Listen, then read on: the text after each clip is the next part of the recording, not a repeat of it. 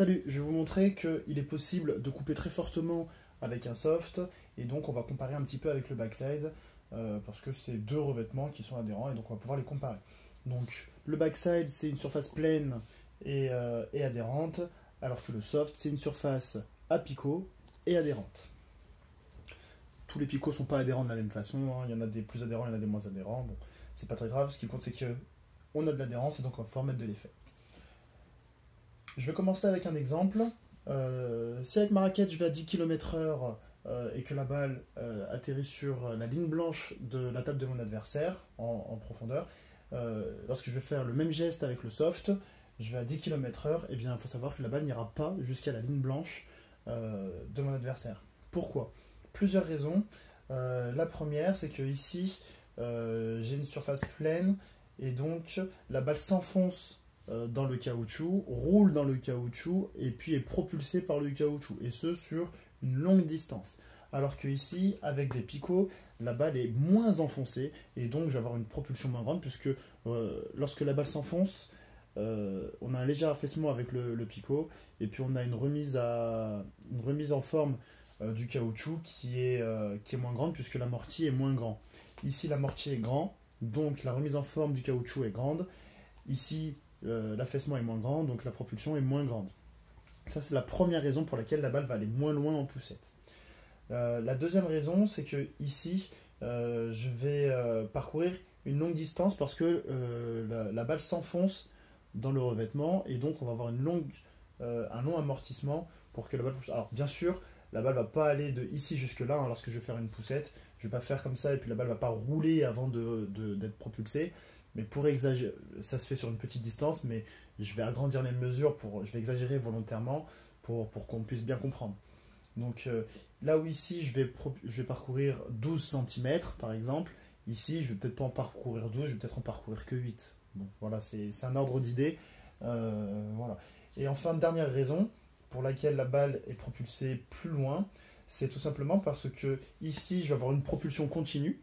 Ok, partout où la balle sera tout le temps en contact avec, et de manière continue, elle sera en contact avec le revêtement. Alors que ici, elle va être en contact avec un picot, rien du tout, un picot, rien du tout, un picot, rien du tout, un picot, etc. Et donc, je ne vais pas tout le temps avoir j'ai pas un contact continu. Donc la balle, elle est propulsée seulement sur les parties où il y a des picots, alors qu'ici, elle est propulsée tout le temps. C'est comme si tous les picots étaient collés les uns les autres et que ça formait plus qu'une plaque. Et donc la balle est tout le temps propulsée, alors qu'ici elle est propulsée qu'à des endroits où il y a des picots, parce que là où il n'y a pas de picots, il n'y a que du vide, et s'il n'y a que du vide, bah, j'ai pas d'affaissement du vide, et j'ai pas de propulsion créée par le vide. Voilà, donc ça fait trois raisons pour lesquelles la balle va aller plus loin avec le backside plutôt qu'avec le soft, et donc la balle va vraiment moins loin. Donc lorsque ici je fais un geste et que la balle va sur la ligne blanche, ici avec le même geste, la balle ne va pas jusqu'à la ligne blanche, la balle va moins loin, pour toutes les raisons que je vous ai citées. Et donc, pour arriver jusqu'à cette ligne blanche avec le soft, il y a une chose qui est évidente, c'est que je vais devoir aller plus vite, tout simplement. Je vais aller plus vite, donc je vais donner plus de vitesse, mais je vais aussi donner plus d'effet. C'est pas volontaire, c'est juste qu'en allant plus vite, puisque lorsque je touche la balle, je vais donner un peu de vitesse, un peu d'effet. En allant plus vite, je vais donner plus de vitesse et plus d'effet. Cette caractéristique va nous intéresser fortement, parce que si je veux envoyer la balle au même endroit, je vais devoir me forcer à aller plus vite. Et c'est très possible avec le soft, puisque je vais avoir beaucoup plus de contrôle. Le soft, c'est quelque chose qui est moins adhérent que le backside, ce qui fait que je vais pouvoir aller beaucoup plus vite, parce que je crains moins les effets, moins les variations d'effets. Je vais donc pouvoir aller encore plus vite. Ça va donner, on va dire, une quatrième raison d'aller plus vite avec le soft plutôt qu'avec le backside. Voilà, donc en fait, pour couper avec le soft, c'est très simple, hein, il suffit de se forcer à aller tout le temps vite. Alors attention, petit piège quand même, c'est pas vraiment le même geste entre le backside et avec le soft. Le backside, je peux couper en allant vite sur la balle, et je peux couper en ayant juste une accélération. C'est-à-dire que je peux y arriver avec un petit geste. Avec un petit geste, on peut accélérer. Alors que ici, avec un petit geste, j'ai pas le temps encore d'aller très vite sur la balle, et donc je vais pas pouvoir frotter un maximum de picots pour donner l'effet coupé, pour donner de la rotation. Donc avec le backside, je peux très bien couper. Alors la balle est ici. Je peux très bien couper en commençant mon geste ici. Je peux très bien imprimer un effet coupé ici. Je peux aussi imprimer un effet coupé en commençant mon geste ici. Et là, puisque la balle s'enfonce, ça va être propulsé, tout ça, je peux doser un petit peu comment je vais recevoir la balle.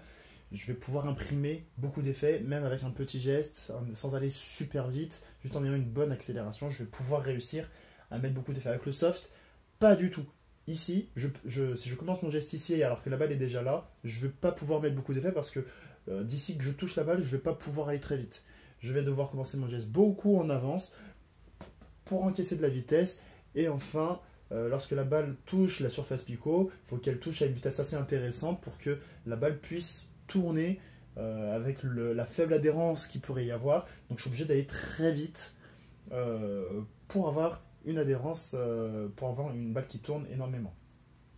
Donc voilà, il va falloir frotter très vite, et donc pour ça c'est de l'entraînement, des répétitions et des répétitions.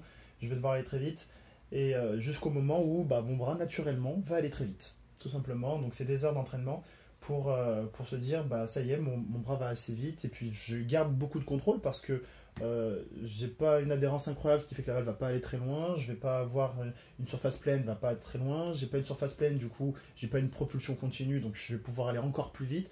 Toutes ces raisons vont faire que je vais pouvoir me permettre d'aller très vite sans que la balle aille très loin. Alors attention, hein, tout est relatif parce que bien évidemment, là je vous parle comme si c'était magique, mais vous devez pas avoir un soft super rapide, vous devez pas avoir un bois de all plus ou de off plus, pardon. Enfin, vous devez avoir une raquette plutôt contrôle pour pouvoir apprendre la poussette correctement. Okay, en ayant un bras rapide, vous aurez une balle lente si vous avez une raquette lente. Pour l'apprentissage, en tout cas, essayez d'avoir une raquette lente. Moi, j'ai eu un bois de défense, un soft pas très adhérent avec une mousse de 1,5. Je pense que j'ai été mis dans les bonnes conditions pour réussir à couper fortement avec un soft. Okay, puis je me suis entraîné des heures et des heures par semaine pendant plusieurs années. Donc du coup, voilà, moi j'ai rapidement eu la coupe de balle que je voulais en tout cas. Et puis après, j'ai gardé cette qualité au fil des années. Et puis voilà, maintenant si j'ai un soft pas très adhérent ou bien adhérent, je suis quand même capable de très bien couper. Moi j'ai commencé avec un soft qui n'était pas très adhérent et j'ai réussi à couper avec. C'est tout simplement parce que je me suis entraîné longtemps. Okay, c'est pas un entraînement spécifique, mystique, secret, tout ça. Non, c'est juste une question de répétition. Et puis à force, ça vient parce que le muscle doit s'habituer à aller très vite. Une deuxième chose qui peut vous permettre d'aller vite avec la raquette, je parlais un petit peu on va dire d'effet ressort, hein. Quand on est sur le caoutchouc, on a une propulsion, c'est parce que ça s'affaisse et ça revient à sa forme initiale. On peut parler d'effet ressort tout simplement aussi, et cet effet ressort il existe aussi dans le corps avec les muscles. Okay, il faut savoir que le muscle il est élastique et on peut jouer sur cette caractéristique en faisant une contraction pliométrique. Alors qu'est-ce que c'est une contraction pliométrique? C'est simplement qu'on va avoir le muscle qui va activer la poussette. Avant d'être activé, il va être étiré. Okay, on va dire que normalement notre muscle il fait cette distance-là. Okay, quand je le contracte, il se raccourcit. Et puis quand je l'étire, il s'allonge.